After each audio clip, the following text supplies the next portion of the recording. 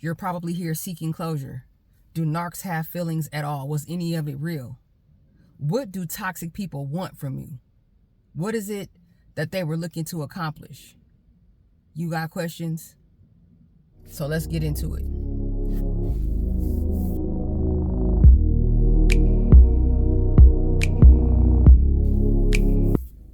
Lifers and loved ones, welcome and thank you for watching. Let's get right into the video. Do narcs have feelings? Did they ever really care at all? Was any of it for real? You're looking for closure. You want understanding, all right? I want to preface my comments, as always, by saying I'm not here to trigger anyone or minimize anyone's experience, and I'm speaking to you from my experience. You know, in a toxic situation, I'm not a psychotherapist. I'm not a psychiatrist. I'm not a psychoanalyst. I'm not a doctor. I'm not a physician. I'm none of that. I'm just a person who's lived life and who's had some experiences. So we're going to get into it. We're going to try our best to give you some understanding. And we're going to try our best, you know, to answer some of the questions that you may have. All right. From my experience, I want to thank everyone. You know, it wouldn't be right. You know, I got to thank everyone for the support of the last video. If you have not had an opportunity to check out my most recent video, things to do or what you can do to drive a toxic person crazy. You know what I mean? You want some resolution. You want some understanding. We're going to discuss that in this video. So no further ado, let's get into it. Thank you so much for your support. Everyone who commented, everyone who showed love, everyone who showed appreciation and support, like and supported, you know, the video, and anyone who's subscribing and supporting the content and the channel. I really do appreciate you humbly and respectfully. We are building community. This is not about a following. This isn't about accolades. This isn't about just views. I want to use my experience to help other people. That's what I'm all about. And no matter how big or small, I appreciate your support. All right. I have to say that. Was any of it real? Do narcs have feelings? What I want to say about that is the answer is yes. You want to know? You know, you want to know if narcs have feelings? The answer is yes. But I want for you to understand that they don't feel the way that we do. All right. They don't process feelings the way that you or I might. I'm not perfect. I'm not without flaw. Neither are you. And that's okay. That's completely fine. That's not what this is about. This isn't about division or comparison or competition. This is about understanding. And I'm going to do my best to bring you that based on my experience. All right. I'm not telling you what I think. I'm telling you what I know based on my experience in a toxic situation with a narcissist. All right. This is life experience and it's real. And I'm doing my best to bring you light and love and authenticity, you know, and truth. That's what I'm here to do. I wouldn't ever want to be a hindrance to anyone or mislead anyone in any way. If you have any questions or comments or concerns at the end of this about something that I've said, you want more clarity, you want to expand on it, you want to continue the conversation, I urge you to share of yourself, speak your truth in the comment section, share of your experience, share that with me. And I'll give you that love back. You pour into me, I'll pour into you. You know, we're on a journey together to continue to heal, right? They don't love the way that you love. They don't love the way that I love. It's a lot more surface and it's a lot more superficial, all right? Toxic people and narcissists do not have the ability of depth. They don't have the ability of foresight. You know, they tend to deal with us based on past experience that they've had in other situationships that they've been in. You know, they base what they're going to do with you on what happened with previous supply. They do not love the way that you or I might, but what they do have, and what I can say based on my experience, is that they're going to value you, but they value based on your resources. They value based on your status.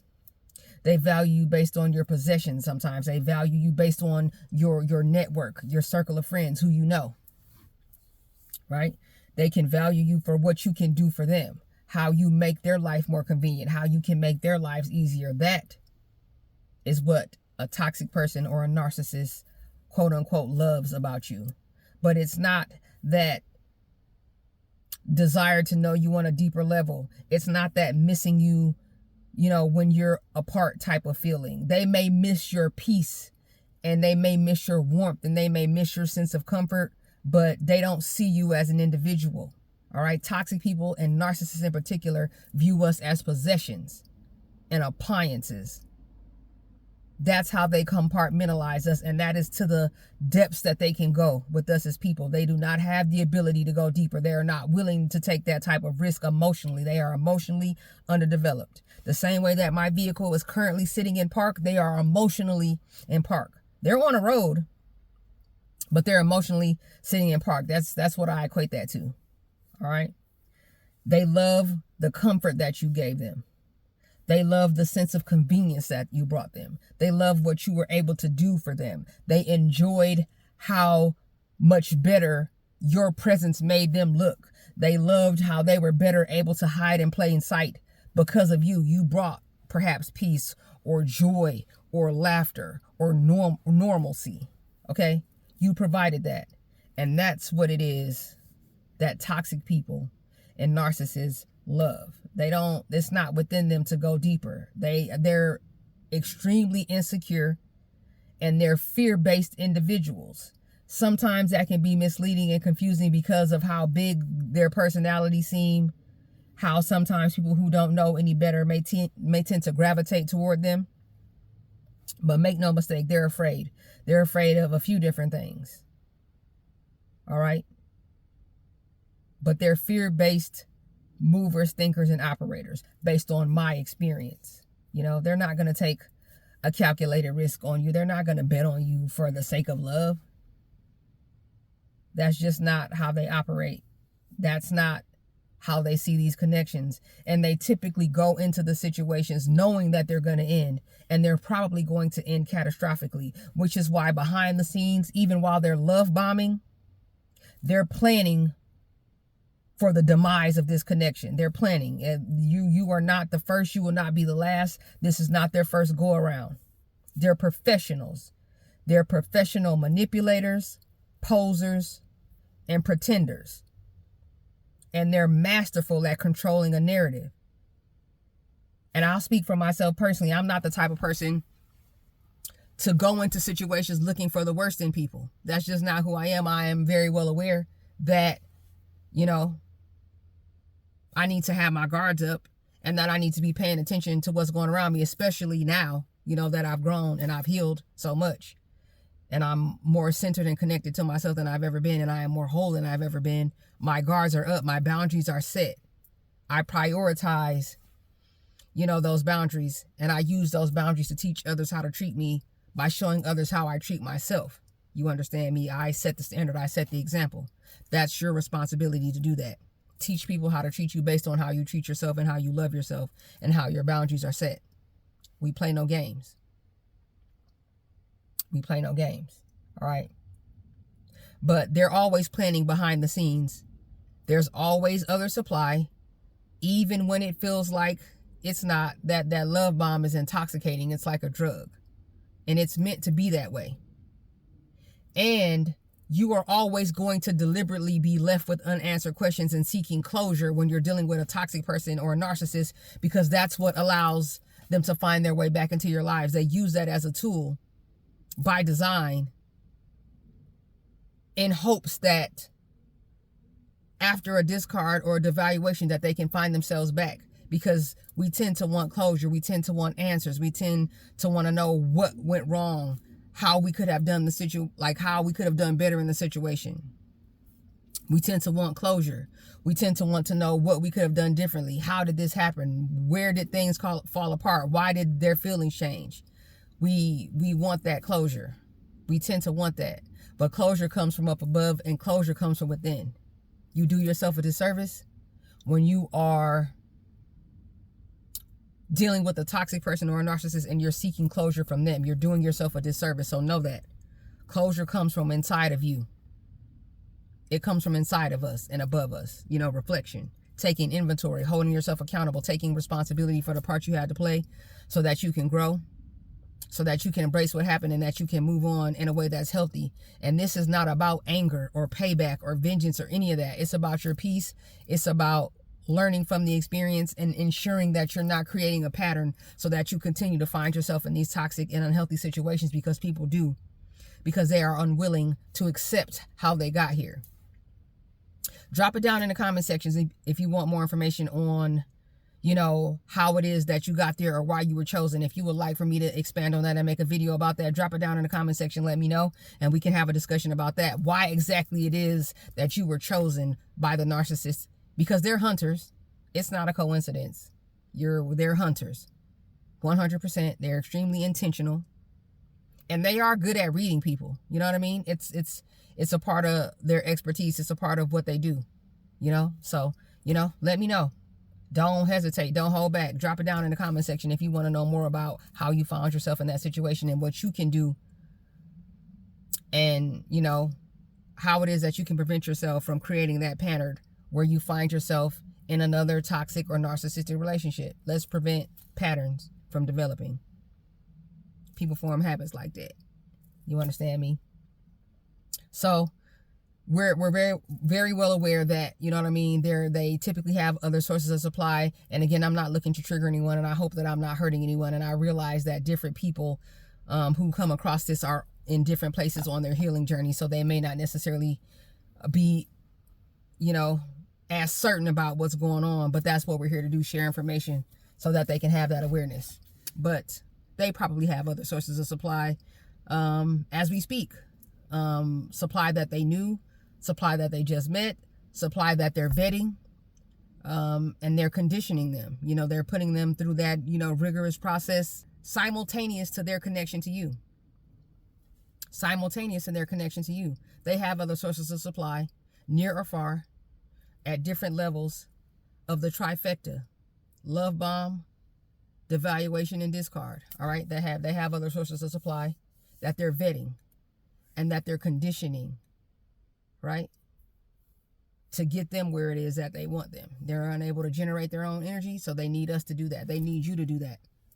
In all honesty, they are not in love with you in the way that you may have thought that you were in love with them, or that you were in love with them. Again, I'm not, here to question your integrity or to minimize the situation.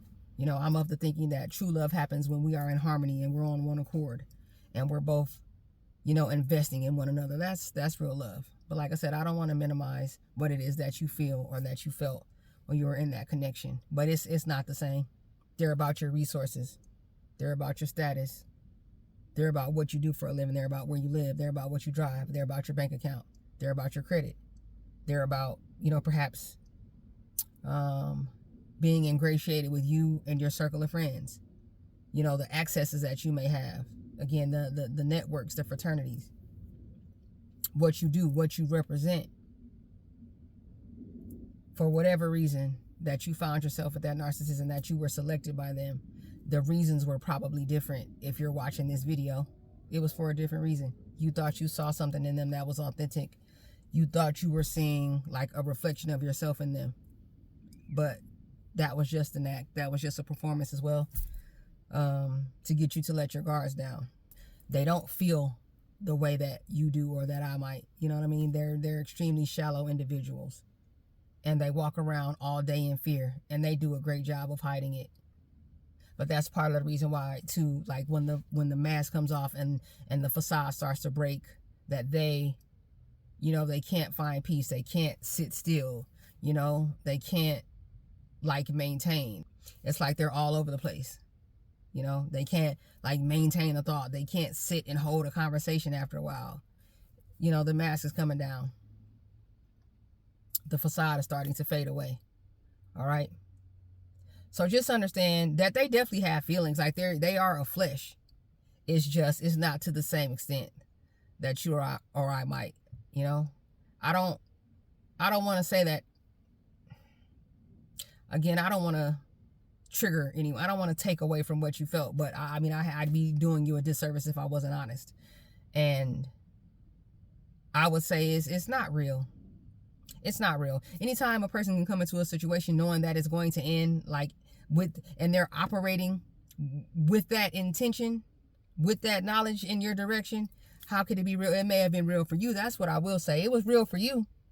It was real for you. You felt feelings. You felt those feelings. It was real to you. But it wasn't real for them.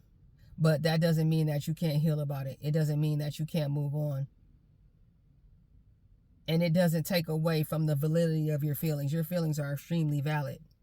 But toxic people want to use us. Narcissists want to control us. That's what they want to do.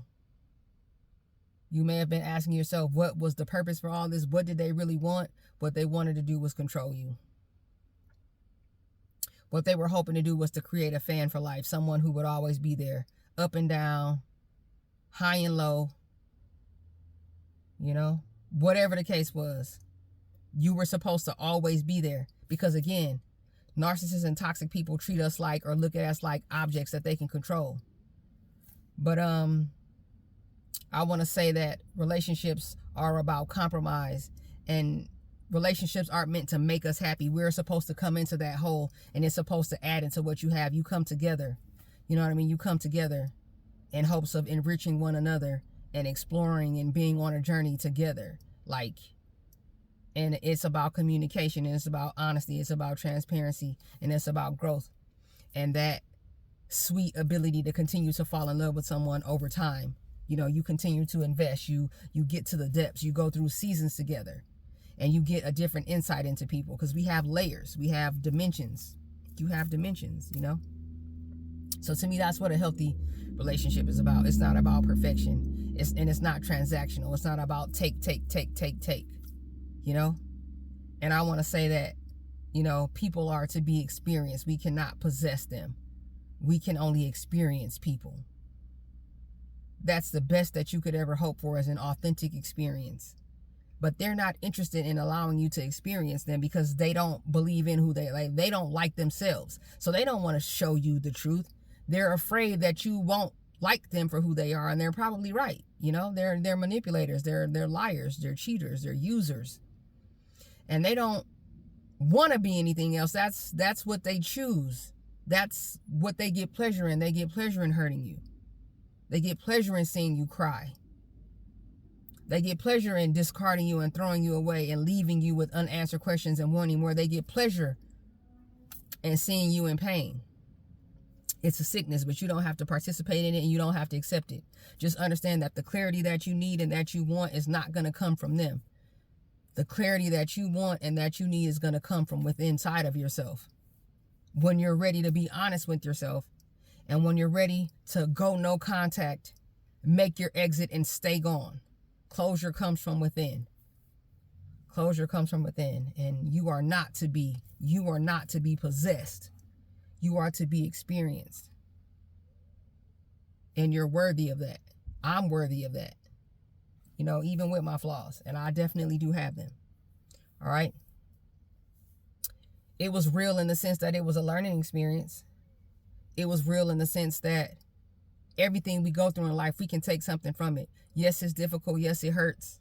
Yes, it can be considered, traumatic. But that doesn't mean that you can't grow from it, and that you can't learn from it, and that you can't elevate and move on. And don't let this experience, I urge you, don't let this experience prevent you from finding love that's healthy. That's healthy and that's real. Don't let it prevent you from creating a bond with someone, even if it's on a friendship or platonic level. Even if it's a friendship on a platonic level, do not let this traumatic and hurtful and harmful experience prevent you from living life to its fullest. If anything, find a way to be more fearless. And one of the ways that you can go about doing that is by accepting it and being willing to open up your hands and let go. Just be willing to open up your hands and let go, and understand that discard is a blessing. It's a blessing in disguise, and it's imminent. It was gonna happen. There was nothing that you were gonna be able to do to prevent that. There was nothing that you could have done to prevent that discard. It was written. It was written, and it was set in stone. But you decide. You have the power to decide that it's time to move on. And I say this again with love and with positivity and with light and with life and joy on my heart. It gets better. Trust me and believe it. Believe in yourself. It gets better. I'm living proof it gets better. And it doesn't necessarily seem like it right now, but you can use the things that you've gone through, and it'll tie into other areas of your life, and you'll find yourself stronger physically, psychologically, spiritually, mentally, because of what you went through. And if you allow it to, it'll make you more empathetic, and it'll make you more considerate and kind and loving to others. It'll make you more of an asset to others with discernment and with your boundaries intact. But just to answer, ultimately, they were looking to use you. The toxic person was looking to take advantage of you. The narcissist was looking to manipulate you and control you. And the main objective was to finish you. Oh yes, it was to finish you. You weren't supposed to beat it. You weren't supposed to overcome it. You weren't supposed to come back better. You weren't supposed to come back stronger. You weren't supposed to find this video. You were not supposed to get this knowledge. You were supposed to self-destruct. Because in their minds, how could you possibly make it without them? But you were different. But you were different. And the fact that you're here and that we're here together to share this information is proof. You have any questions or comments or concerns, please drop it down in the comment section. Do not hesitate. Do not hesitate. Share your experience with me. You give me that energy, I will definitely give it back. I'll throw my Instagram up on the screen. Worthy1212. Worthy XIIXII, all lowercase letters. Feel free to send me an email. You know, if you want to discuss anything offline, if you want to just share your experience, you have a question, I'll throw it up on the screen. AskBizLifestyle@gmail.com. That is AskBizLifestyle@gmail.com. And I'm grateful. I'm grateful that you chose to spend time with me, and I appreciate you. Thank you so much for watching. Check the About page for the links to my socials, address to my P.O. box if you want to send anything. Link to my Cash App, PayPal is there as well. Big or small. Again, I'm humble and I'm grateful, and I'm going to continue to do this anyway because it's not just about you, it's about me. It's not just about me, it's about you, it's about our healing. All right? I'm grateful. And until we meet again, we out.